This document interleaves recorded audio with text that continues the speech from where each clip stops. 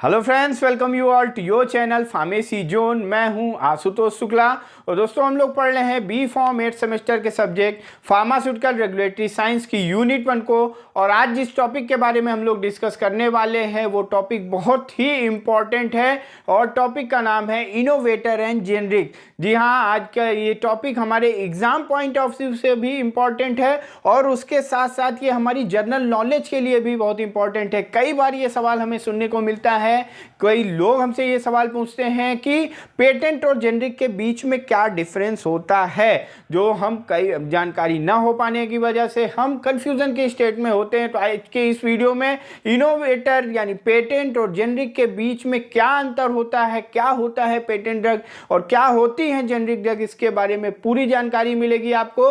तो आइए शुरू करते हैं आज के अपने टॉपिक को। और शुरू करने से पहले चैनल को सब्सक्राइब करना ना भूलें, जल्द से जल्द चैनल को सब्सक्राइब जरूर कर लें।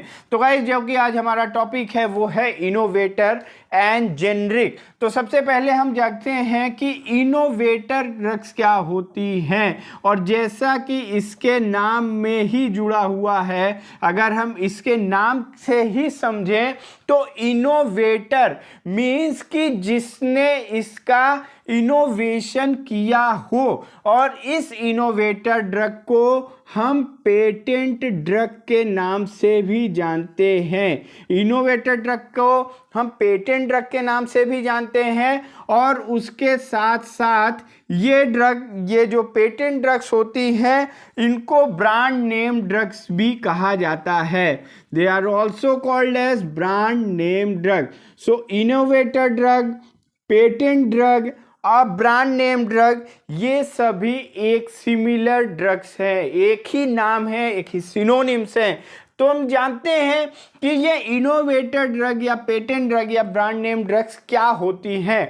तो जो इनोवेटर ड्रग्स होती हैं, जो पेटेंट ड्रग्स होती हैं, वो ड्रग्स होती हैं जिनका जो एपीआई यानी जो एक्टिव फार्मास्यूटिकल इंग्रेडिएंट या जो ड्रग मोइटी है, जो drug moiety active pharmaceutical ingredient या ड्रग मोइटी क्या होती है आप सबको पता है। मींस ऐसा इंग्रेडिएंट जिसका कोई थेरापेटिकल रिस्पांस हो, जिसमें कोई बायोलॉजिकल रिस्पांस हो। ऐसी ड्रग को जिसने फर्स्टली इन्वेंट किया, जिसने इसका इन्वेंशन किया, जिसने इसकी खोज की। खोज का मतलब ये है कि ये जो हमारी ड्रग्स होते हैं ये कहीं से या तो केमिकल्स होते हैं, नेचुरली अकरिंग केमिकल्स होते हैं, या कई बार हम जो नेचुरली अकरिंग केमिकल्स होते हैं उनको सिंथेसाइज करके बनाते हैं। तो ऐसे एक्टिव फार्मास्यूटिकल इंग्रेडिएंट जिनका अथराइजेशन, जो कि पहले जिस कंपनी के द्वारा अथराइज की गई, जिनको इनका अथराइजेशन मिला फॉर वर्ल्ड वाइड यूज करने के लिए, जिस भी कंपनी ने इस एपीआई का यूज किया, इस एपीआई का इनोवेशन किया, इस एपीआई का पता लगाया, उसको मिलता है। जो भी रेगुलेटरी अथॉरिटीज होती हैं वो उसको पेटेंट ग्रांट करती हैं। पेटेंट ग्रांट होने का मतलब है कि अब जिस भी, मान लीजिए कोई एक एक्स कंपनी है, इस एक्स कंपनी ने किसी नए एपीआई की खोज की, नए एपीआई मतलब नए ड्रग की खोज की। और खोज का मतलब है कि उन्होंने इसके थेरापेटिक इफेक्ट को पता किया कि इस पर्टिकुलर केमिकल में ये थेरापेटिक रिस्पांस पाए जाते हैं, ये बायोलॉजिकल यूज है इसका। तो अगर इस कंपनी ने इस ड्रग के या इस एपीआई के बायोलॉजिकल यूज को पता किया और उसके बाद इसकी सेफ्टी, इफेक्टिवनेस और इफिकेसी को इन्होंने इस्टेब्लिश किया, इन्होंने ये तीनों इफिकेसी को इन्होंने पता लगाया कि हमारी जो ड्रग है वो सेफ है, असरदार है और साथ साथ प्रभावदार है। तो सबसे पहले जिन्होंने खोज की, हम सिंपल से कह सकते हैं कि ये एपीआई किसी केमिकल की जिन्होंने सबसे पहले इन्वेंशन किया, अब वो अगर इसकी पहले टेस्टिंग करेंगे और टेस्टिंग के लिए भी उनको अलग अलग स्टेप्स परफॉर्म करने पड़ते हैं। कोई भी नई ड्रग को डेवलप करने के लिए अलग अलग testing, pre clinical testing, clinical testings करनी होती हैं और उन टेस्टिंग्स के लिए उनको अप्रूवल लेने होते हैं। तो अगर ये किसी ड्रग को, फिर उसके बाद USFDA से, United state food and drug administration से NDA यानी न्यू ड्रग एप्लीकेशन का अप्रूवल मिलता है।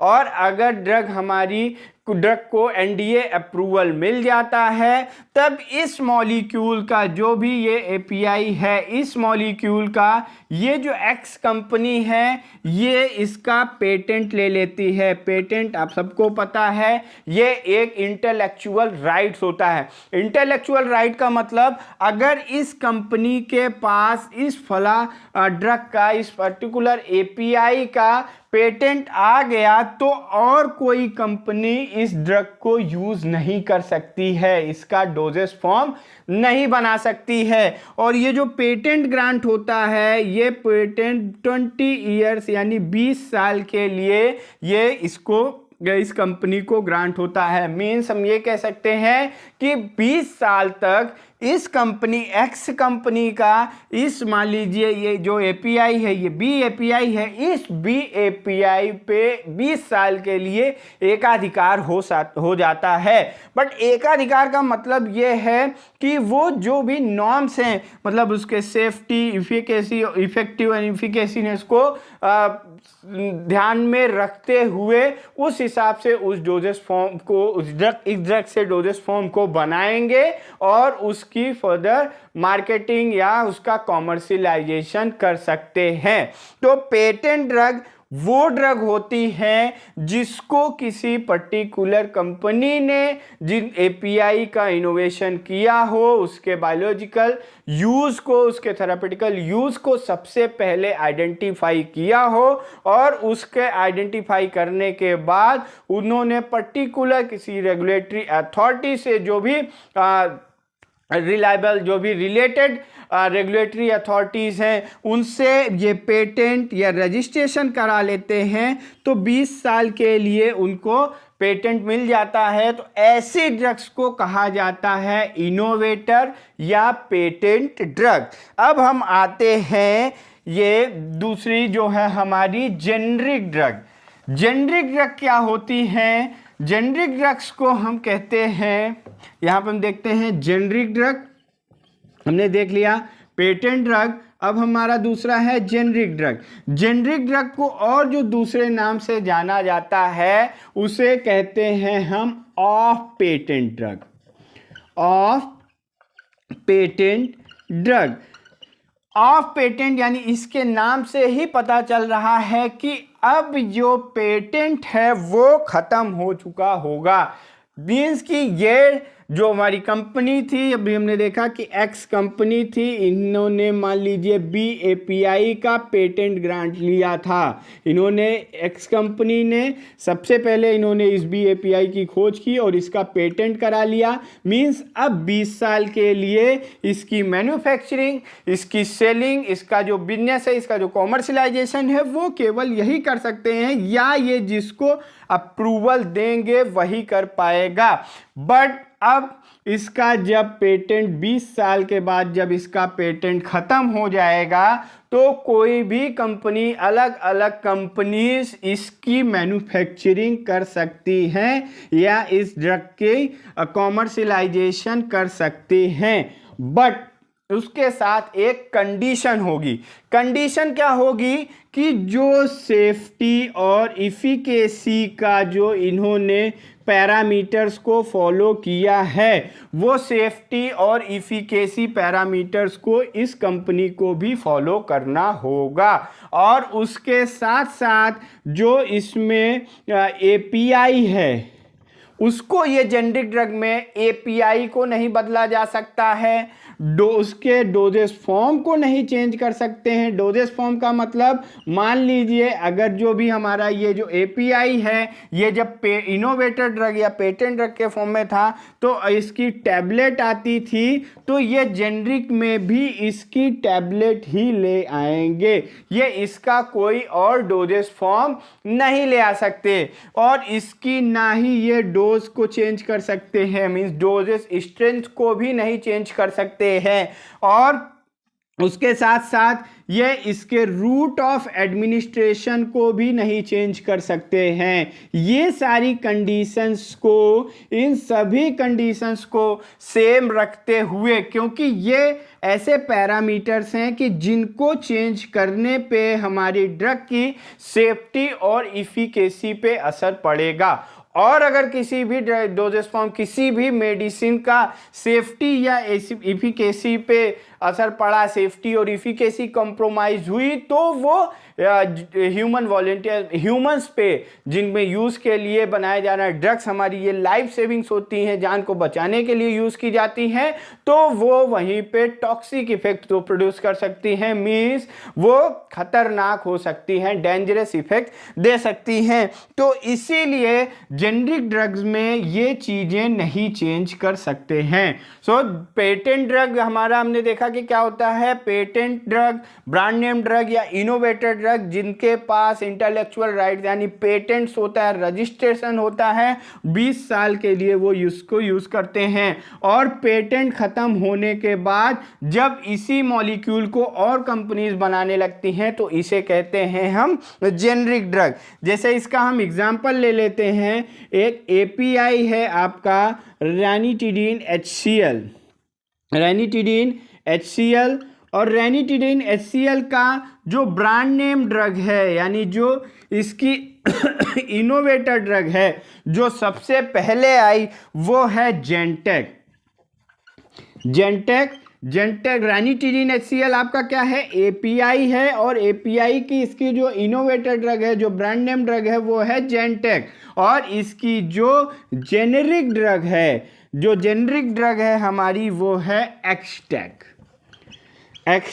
तो ये डिफरेंस होता है, इसमें सब कुछ सेम रहेगा, नाम बदल सकते हैं। अगर ये हम अलग अलग मल्टी MNC इसका बिजनेस कर, मल्टीनेशनल इसका बिजनेस कर रहे हैं तो वहाँ पे ब्रांड नेम ड्रग के साथ से ये कंडीशन है कि हम इसका मल्टीनेशनल करें बिजनेस फिर तो भी इसके नाम को नहीं चेंज कर सकते हैं। बट जेनरिक ड्रग में हम अलग अलग कंट्रीज में ड्रग का जो नाम है उसको अलग अलग रख सकते हैं। तो ये मेन डिफरेंस है जेनरिक ड्रग और इनोवेटर ड्रग में। अब हम देखते हैं कि यहाँ पे इसके जेनरिक ड्रग का जो जेनरिक ड्रग्स होती हैं वो इनोवेटर ड्रग्स के कंपैरिजन में कॉस्ट इफेक्टिव क्यों होती हैं।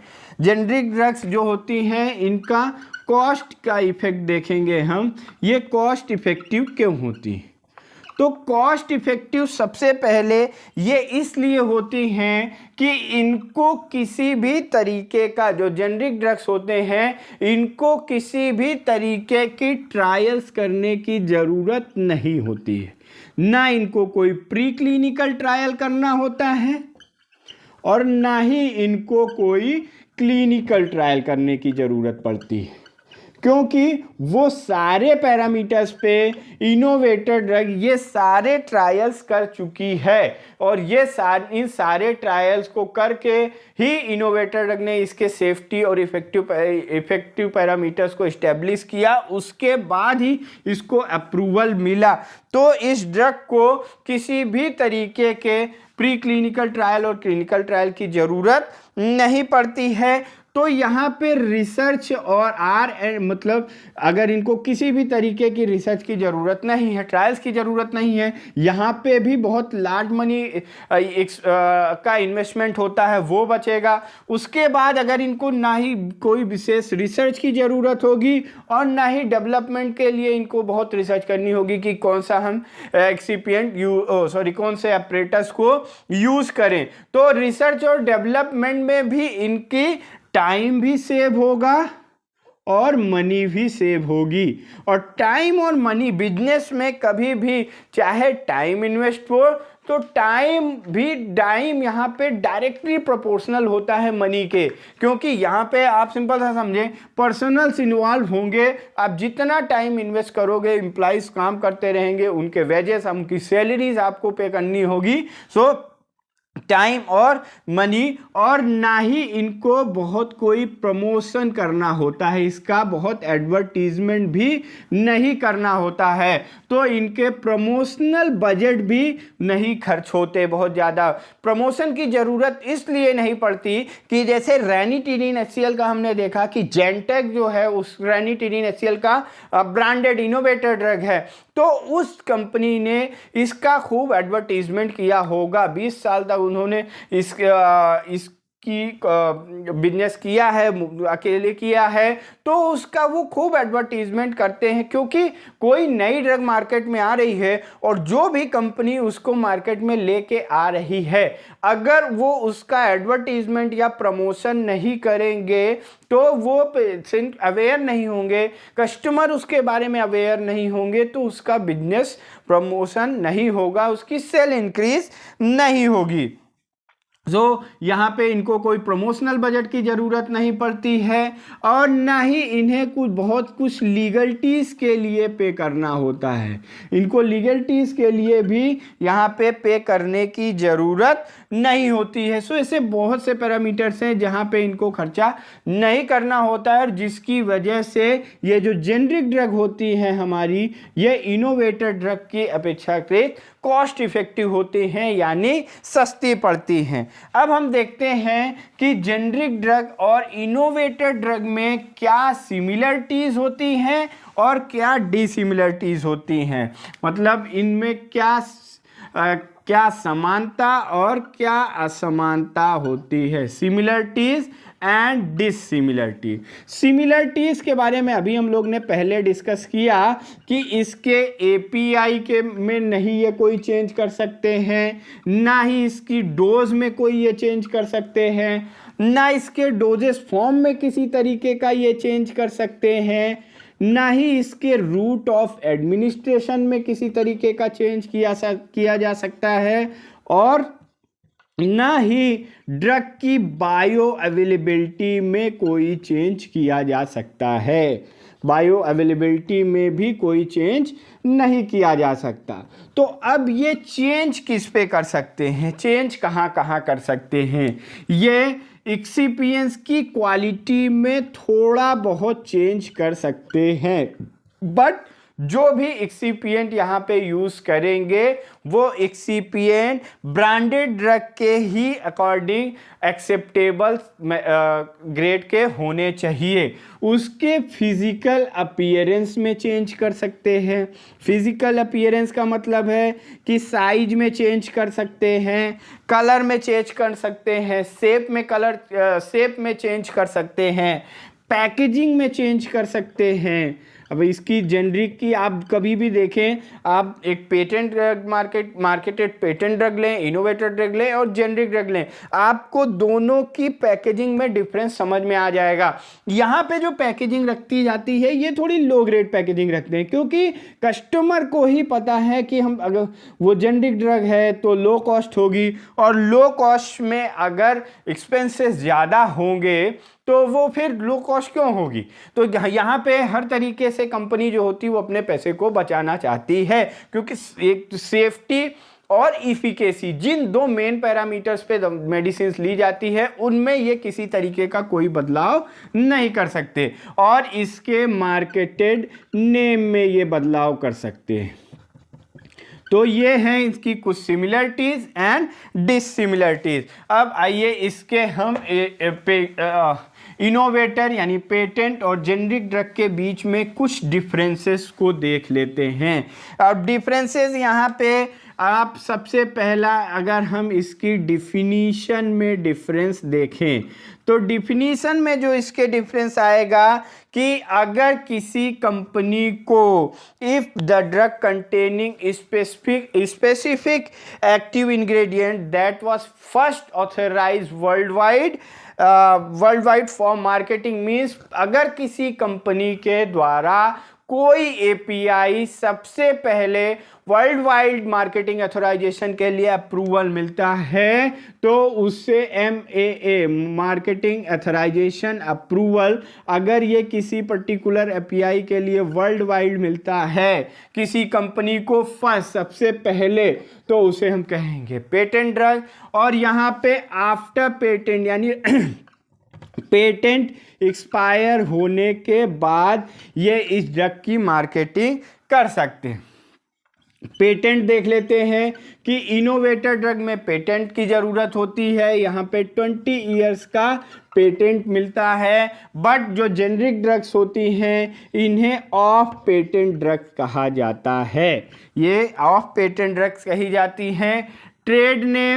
ट्रेड नेम जो होगा इसका जो इनोवेटर ड्रग का होगा उसका ट्रेड नेम जो होगा वो यूनिक ट्रेड नेम होगा। यूनिक ट्रेड नेम जो अथराइज कंपनी के द्वारा इसको जो यूनिक ट्रेड नेम दिया जाएगा ये ऑल ओवर वर्ल्ड उसी एक नाम के साथ इसकी मार्केटिंग होगी, बट ये इसका जेनरिक नेम के अंतर्गत इसकी मार्केटिंग होगी। नेक्स्ट है इसका एप्लीकेशन मतलब कि कौन कौन से हमें रेगुलेशंस की ज़रूरत होती है, तो इसके लिए हमें NDA की ज़रूरत होती है। NDA US FDA से इसका अप्रूवल लेना पड़ता है और अगर हमें NDA लेना है तो NDA के पहले INDA लेना होगा।